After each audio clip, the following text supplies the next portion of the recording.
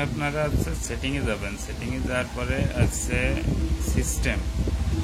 সিস্টেমে যাওয়ার পরে আছে সিস্টেম নেভিগেশন।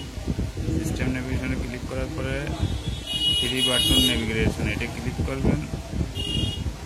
ক্লিক করার পরে হচ্ছে এটা উপরেটা থাকবে। তারপরে হচ্ছে আপনারা এই দেখেন নেভিগেশন বার নেই।